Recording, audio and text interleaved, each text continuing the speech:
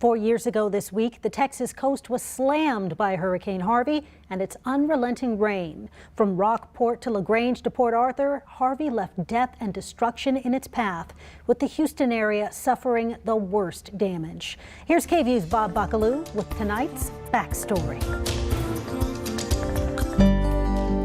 Indelible images in the minds of anyone who followed the news of Hurricane Harvey, and indelible memories for the 13 million people who were directly affected by the hurricane.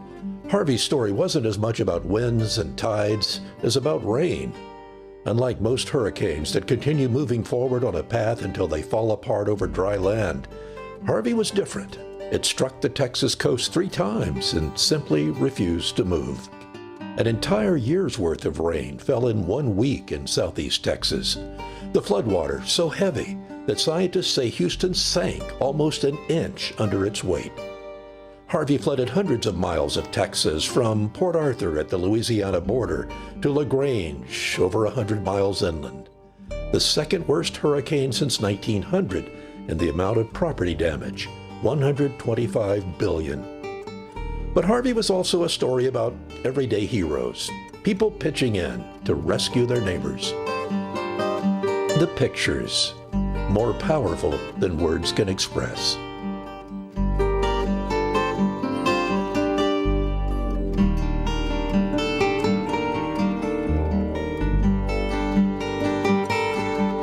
Hurricane Harvey, gone, and still very much with us.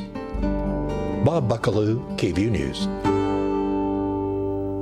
Oh, that storm caused so much damage, and Harvey did provide some important lessons for first responders. Houston officials say they need to do a better job of understanding language and cultural differences of its diverse population when issuing future warnings about hurricanes.